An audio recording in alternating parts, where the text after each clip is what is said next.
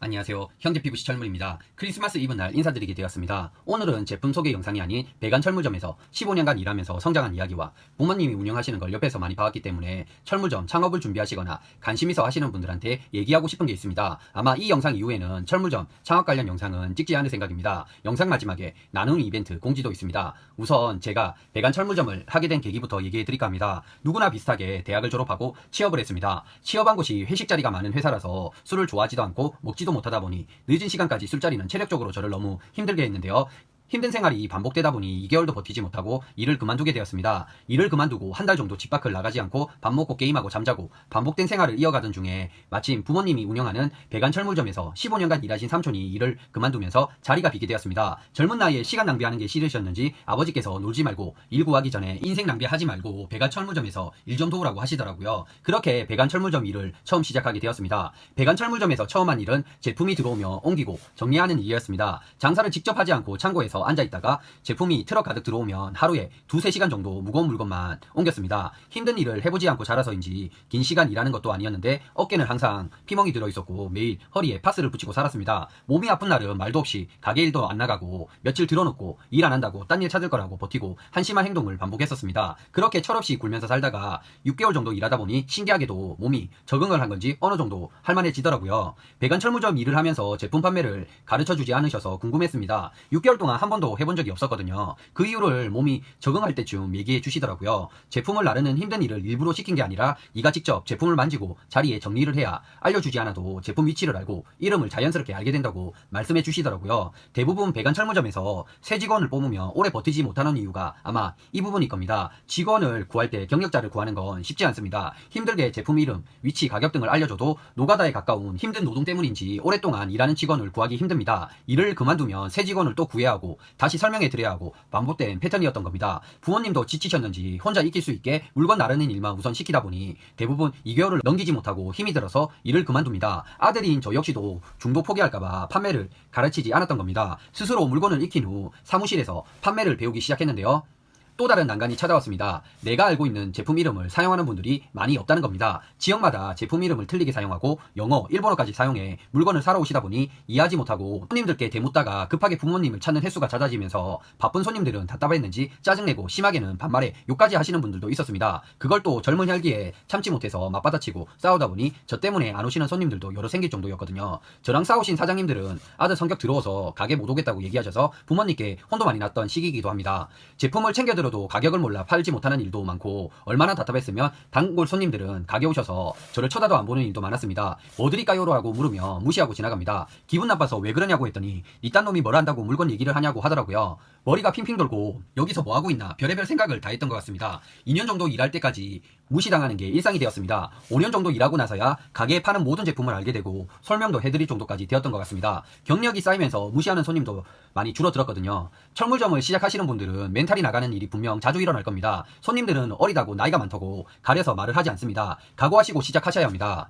30살이 넘어가면서 어느 정도 일에 익숙해지면서 설비업자분들이 찍어오시는 현장 사진을 보면서 막히는 부분도 맞춰드리고 신축공사 배관 설계 도면도 자주 보다 보니 현장 일을 하지 않아도 많은 도움을 줄 수 있을 정도로 성장했습니다. 그리고 가게 주변 사시는 분들 중에 노인분들이나 자취하는 대학생들이 수도나 전기가 고장나면 가게에 자주 오는데요. 설비 비용이 너무 비싸서 난감해할 때 가게가 바쁘지 않으면 5,000원만 받고 단골 설비업자분들 모르게 출장 수리도 많이 다녔습니다. 그렇게 현장에서 이것저것 고치다 보니 나름 전문가가 된 것 같습니다. 유튜브 영상에서 제품을 자세히 설명해 드릴 수 있는 부분도 이런 값진 경험을 통해 노하우가 생겨서 아닌가 싶습니다. 철물점과 배관 철물점을 운영하고 싶다면 어느 정도 집수리를 하실 수 있어야 된다고 봅니다. 지금까지 일하면서 배우고 겪은 철물점 이야기가 뒷부분 창업을 생각하시는 분들한테 도움이 될 거라고 생각합니다. 배관 철물 창업에 대해서 이제 얘기를 해볼게요. 철물점 종류는 3가지로 나눌 수 있습니다. 다양한 제품을 판매하는 배관 철물점, 판매와 집수리를 겸업하는 철물점, 장사만 하는 일반 철물점이 있습니다. 납품을 주목적으로 하는 배관 철물점은 제품 수도 많고 가장 수익이 좋습니다. 하루 2~3번 꾸준한 납품이 있다면 하루 매상이 일반 철물점 일주일 매상보다 좋습니다. 직원 수는 4명 이상이 필요합니다. 배관 철물점을 하시는 분들은 출장 수리를 하지 않습니다. 보통 큰 수익을 낼 수 있는 고정 손님이 많으며 건설사, 설비업자분들이 많습니다. 판매와 집수리를 겸업하는 철물점은 보통 다른 직원 없이 부부가 같이 하는 곳이 많습니다. 사모님은 가게 판매를 하시고 사장님은 설비 일을 겸하십니다. 대규모보다는 철물점은 제품 수가 많지 않고 소규모로 운영하는 곳이 대부분입니다. 사장님 손기술이 좋으시면 출장수리로 판매보다 안정적으로 수입을 챙길 수 있습니다. 출장수리를 겸업하게 되면 단골 손님이 많지 않은 단점도 있습니다. 설비일이 겹치기 때문에 경쟁하는 관계라 주고객이 될 수 있는 설비업자분들이 구매를 잘 하지 않습니다. 일반 철물점은 대부분 소규모로 장사를 하시며 퇴직하시고 철물 장사를 처음 하시는 분들이 많이 도전합니다. 노후 준비를 하신다고 대부분 시작하지만 대부분 적은 수입으로 인해 오래 하지 못하고 금방 문을 닫습니다. 도매로 물건을 매입하지 못하다 보니 물건을 비싸게 판매하게 되고 그렇게 되면 자연스럽게 손님도 줄어듭니다. 안정적일 거라고 생각하시고 뛰어드시다가 낭패를 보고 창업 비용으로 제품을 구비한 걸 처리하지 못해 손해를 보는 경우가 대부분입니다. 몇 주 전쯤인가요? 유명하신 철물 유튜버분께서 수강생을 모집해서 돈을 받고 한 달간 교육하는 걸 보게 되었습니다. 사실 그 영상을 보면서 화가 난 건 사실입니다. 한 달간 교육 과정을 통해 철물점 창업과 집수리를 할 수 있게 도와주는 프로그램이었던 걸로 기억합니다. 과연 한 달간 배워서 그 사람들이 뭘 할 수 있을까 곰곰이 생각했습니다. 많은 변수가 발생하는 작업 현장에서 배운 방식대로 하다가 만에 하나 수도를 터트린다든지 벽을 파야 하는 상황이 나온다면 분명 해결하지 못하고 그분한테 연락을 할 겁니다. 지금 하시는 일과 유튜브 그리고 매달 진행되는 수강생 교육을 하셔서 바쁘신 분이 가까운 곳도 아닌 다른 지역 일에 도움을 줄 수 있는지도 의문이고요. 그리고 철물점 창업을 너무 쉽게 얘기하시는 것 같아서 많이 실망도 했습니다. 간절하면 된다고 하셨지만 위에 제가 일하면서 겪은 일들만 봐도 철물점 장사는 1, 2년 배워도 힘이 듭니다. 그리고 적은 돈으로도 절대 할 수 없는 게 철물점이고요. 일반 철물점도 자기 땅 외하고 최소 1, 2억은 있어야 빚 없이 장사할 수 있습니다. 사진 한 장 보면서 얘기해 드릴게요.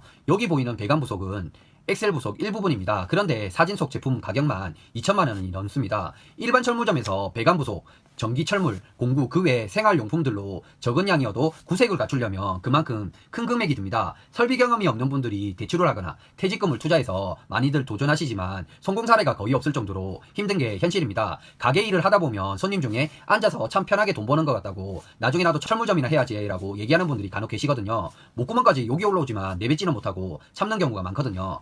유튜브를 한 이후 창업 문의 전화가 한 번씩 옵니다. 그분들한테 제일 먼저 묻는 질문은 설비 일을 혹시 해보셨냐고 물어봅니다. 해본 적 없다고 하면 철물점을 하지 마세요라고 노이 얘기합니다. 아무것도 모르고 시작해본 경험 때문인지 부모님 가게가 아니었다면 저 역시도 진작에 그만두고 딴 일을 했을 겁니다.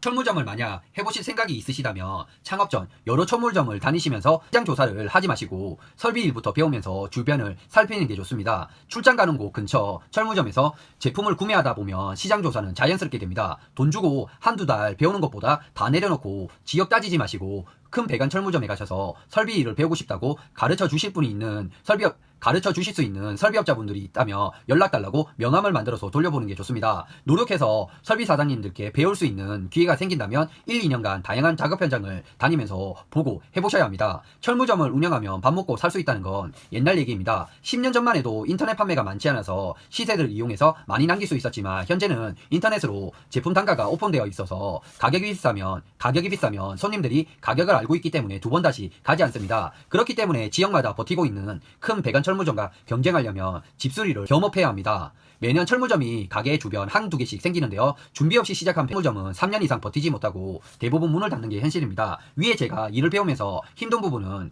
철물점 창업을 생각하시는 분들은 똑같이 겪을 겁니다. 쉽게 생각하지 마시고 신중히 결정해야 합니다. 마지막으로 철물점을 정말 하고 싶다면 명심해야 할 부분 몇 가지를 얘기해 드릴까 합니다. 첫 번째, 대부분 창업하시는 분들은 철물점 많은 곳을 피해서 위치를 정합니다. 당연히 장사가 잘 되는 철물점 아주 가까운 곳은 안 되겠죠. 철물점이 듬성듬성 한두 군데 있고 유동인구가 많고 차량 이동 많은 곳에 위치를 정하는 게 가장 좋습니다. 물건을 구매하는 사람들은 근처에 제품을 구할 수 있는 곳으로 몰리게 되어 있습니다. 두 번째, 장사를 하게 되면 외상거래는 피하라고 하지만 외상거래는 피할 수 없습니다. 외상거래를 유도하는 사람들 특징 중에 하나가 말 많은 사람입니다. 대부분 이런 사람들은 처음에 돈을 잘 주다가 마지막에 크게 외상을 하고 잠수를 탑니다. 외상 거래를 해야 하는 것도 알아야겠죠. 주변 아파트, 학교, 동사무소, 소방서, 경찰서 기회가 된다면 꼭 잡으셔야 합니다. 월결제 세금계산서 거래를 하면 돈 떼이는 경우는 없습니다. 자랑으로 드릴 수 있지만 저희 가게는 위에 알려드린 곳을 모두 외상 거래를 하고 있습니다. 아버지께서 지역에 좋은 일도 많이 하시다 보니 가능했던 것 같습니다. 세 번째, 일하는 날짜와 오픈 시간과 마감 시간을 정해서 꼭 지키셔야 합니다. 저희 가게는 1년 365일 중에 362일을 오픈합니다. 쉬는 날은 1월 1일, 추석 당일, 설날 당일이 유일합니다. 아침 6시 반에서 7시에 항상 오픈하고 저녁 7시에 마감 시간을 30년간 지키면서 장사를 하고 있습니다. 이 얘기를 해드리는 이유는 요즘은 장사가 되지 않는다고 대부분 주말은 쉬고 손님 없다고 늦게 오픈하고 빨리 마감하는 곳이 많습니다. 저 역시 일주일, 일요일 하루는 애들과 지낼 수 있게 쉽니다. 가게는 부모님이 항상 지키고 계시고요. 이 얘기를 하는 이유는 하루 쉬는 날 친구가 식당을 오픈해서 얼굴도 볼 겸 와이프와 애들을 데리고 연락 없이 점심시간에 맞춰 간 적이 있습니다. 가게 오픈한 지 두세 달 정도 된 가게였는데 문이 닫혀 있었습니다. 당황해서 연락을 했더니 그 시간은 유동인구가 없어서 문을 여지 않는다고 하더라고요. 그래도 노보러 왔는데 가게 안 오냐고 했더니 특별한 일은 없지만 그 시간은 힘들다고 하더라고요. 친구 사이였는데 굉장히 실망했습니다. 그 이후로 그 친구 가게는 간 적이 없습니다. 집 물건이 고장나면 주말이나 이른 시간, 늦은 시간에 급한 마음에 손님들은 철물점을 찾게 됩니다. 장사가 되지 않는 시간이라고 정해놓은 시간을 지키지 않는다면 손님들은 그 가게를 가지 않습니다. 약속을 잘 지키는 가게는 아무리 멀어도 손님들은 찾아옵니다. 집 근처 철물점이 주말에 다 닫혀서 차로 1시간 2시간을 달려서 가게 오셔서 물건을 구매 후 고맙다고 얘기하고 갈 때마다 흐뭇할 때가 많습니다. 네 번째, 장사를 하다 보면 같은 물건이지만 점점 단가가 싼 물건을 접하게 됩니다. 보통 차량으로 다니면서 물건을 싸게 준다고 유혹을 많이 하는데요. 가격을 따지기 전에 우선 제품질을 꼭 체크해야 합니다. 제품질이 떨어지는 제품인 줄 알면서도 당장의 이득을 보려고 판다면 물건을 잘 아는 설비업자분들은 금방 눈치를 챕니다. 질 나쁜 제품은 금방 부식이 발생하고 공구로 강하게 조이면 새 제품인데도 깨지거든요. 좋은 제품을 팔면 손님들이 알아서 찾아옵니다. 좋은 제품을 팔아야 오래 장사할 수 있습니다. 다섯 번째, 가격을 일정하게 판매하기입니다. 단골 손님은 싸게 팔고 뜨내기 손님은 비싸게 파는 전문점들이 많습니다. 오래 장사하신 분들의 나쁜 습관인데요. 물건을 사러 오시는 분들과 대화하면서 제품을 잘 모르신다거나 타 지역 사람인 걸 파악하며 가격을 뻥튀기 해서 판매를 합니다. 장사가 안 되고 힘들 때 많이들 하는 방법인데요. 실제로 2,000원짜리 제품을 만원에 파는 곳까지 본 적이 있습니다. 사람을 속이는 곳은 오래 가지 못합니다. 위에 알려드린 방법만 잘 지키셔도 중간 이상은 갈 거라고 생각합니다. 긴 영상 봐주신다고 고생하셨습니다. 이제 나눔 이벤트 상품을 보여드리고 커뮤니티 게시판에 문제를 낼 텐데요. 시간 공지도 같이 할 생각입니다. 크리스마스 선물이라고 생각하시고 많은 참여해 주셨으면 합니다. 1등으로 정답을 맞추신 분 상품은 원월 렌치입니다. 단단한 주물 제품이라 부서지지 않고요. 싱크대 원월, 세면기 원월 너트 타입 제품과 자동 포모, 수동 포모, 너트 타입 제품을 풀 수 있는 멀티 렌치입니다. 육각 렌치로 여기 보이시는 볼트를 조절해서 다양한 크기의 제품을 풀 수 있는 제품이고요. 협소한 공간은 이 부분을 너트에 고정한 후 드라이버나 다대니뿔을 옆구멍에 넣은 후 돌려서 풀 수도 있습니다.